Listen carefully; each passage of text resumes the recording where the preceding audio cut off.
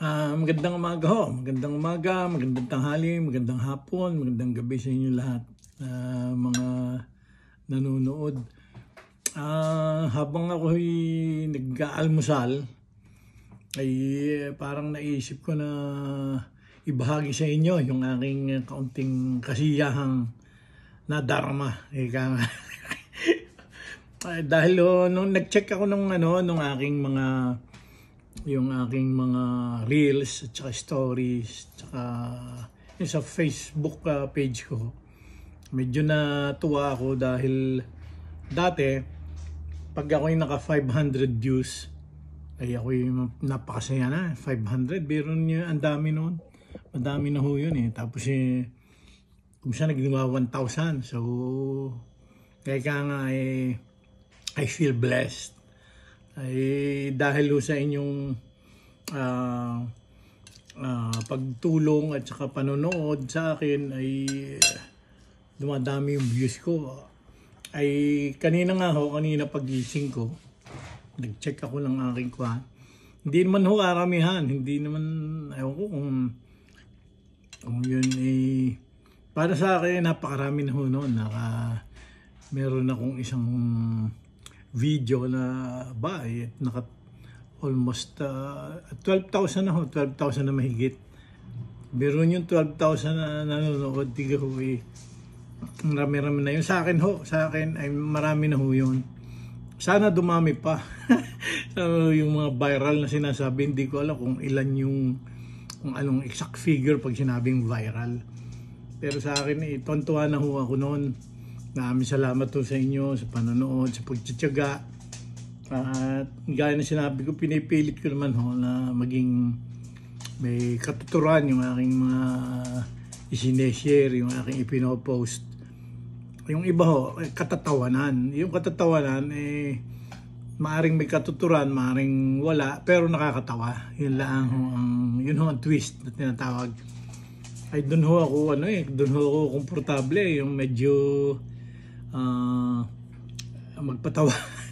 Kumbaga kung nakakatawa. At saka kadalasan naman ho doon remix. Ang ibig sabihin ho, from other vloggers ay nakikisali lang ako doon sa kanilang idea. At ako naman ho wala akong ibig sabihin wala akong experience sa pagpapatawa talaga professionally. No, wala ako. Kaya ang ginagawa ko, nakikisawsaw na lang ako sa kanilang channel, sa kanilang Facebook, kanilang post. So basta sana ho tuloy-tuloy ang ating saya, tuloy-tuloy ang ating panonood at alam gahon ninyo pagka ganyan ng mga figures, yung ganyan na kadami ang mga views, nakakagana ho, inspire, ika nga. Inspire baga. Pero at saka hindi rin man ho mahirap magsalita mag-isa. Hindi rin madali pala, hindi madali. Kaya pinipilit ko talaga na maging makabuluhan ang aking mga post.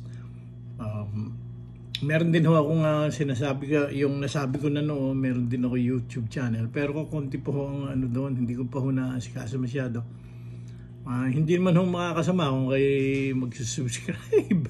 Ang YouTube channel ko ho ay Voltaire Perez TV. At itong aking FB page, yun din, Voltaire Perez, pangalan ko din ho. At siya, maraming salamat sa inyong lahat na nanonood at manonood pa. At asahan ninyo na ating masaya tayong ang ating pagsasama ay magiging masaya pa. Siya. At saka ito ang aking almost everyday na vlog, everyday na sharing na itong aking breakfast, dahil ako'y talagang paping Batangas. Talagang sarap na sarap. Grabe. Ito na. At saka I'm trying to be to eat healthy dahil no isang araw nga ho na nabanggit ko na ako na galing sa cardiologist. Wala pang sana'y wala pang problema, sabi ng doktor. Mag-aano lang ako, may mag-undergo sa mga test at so far okay naman ho. Parang nagpa-check up lang ako, medyo nervyoso ako Ayan.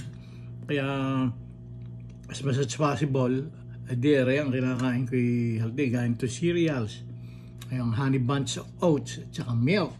Itong milk talagang kailangan ho ng mga senior dahil pampalakas ng buto. At saka itong itlog, ito pala ayos pala ito pala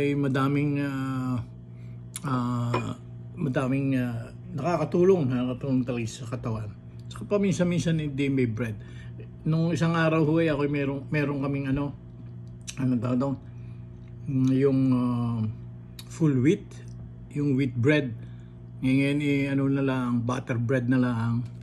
Butter bread, tapos lalagyan ko pa ng i-spreadan ko pa ng butter, edi kagulo na. At saka ito yung dilis. Binawas ko na lang. Kasarap po na rin. Galing Batangas. Galing Pilipinas.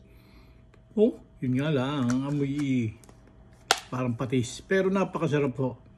Napakasarap. Ari naman, hindi pang himagi sa napakahiling na rin aming mga baysot din Si Monica, aking anak, si Mariel, at saka yung ina, si mami niya, si Dada. Napakahilig ko siya na rin. Ari ubi cookies, nagkamuyag-muyag na. Ayan yun magandang balita. At saka ako hindi nawawala ng saging. Yan, saging. Meron pa palang isa. Hindi pa tapos. Ito, hindi ko alam kung saging na sabay ito. Madami ho yan ilalaga daw lang ito. Pakukuluan kasama ang balat. Tapos yun na, very healthy daw, maganda daw, pampababa daw ng blood pressure. Huwag nyo lang kakainin ng balat, kasama ang balat sa paglalaga, sa pagpapakulo. Tapos ayan, kakainin nyo yung laman. Hindi ko alam kung sabay ito, basta ito lang nakita ko sa Costco maghahanap ako ng saba sa Philippine Store. At yun daw ang napakaganda sa alta presyon, sa blood pressure. Alta presyon, kung tama ang sinabi ko. Siya, magandang balita at saka at least nakapag-breakfast na naman ako nakasama kayo. So sa inyong lahat, be safe at saka have a nice day. Thank you po. Thank you so much.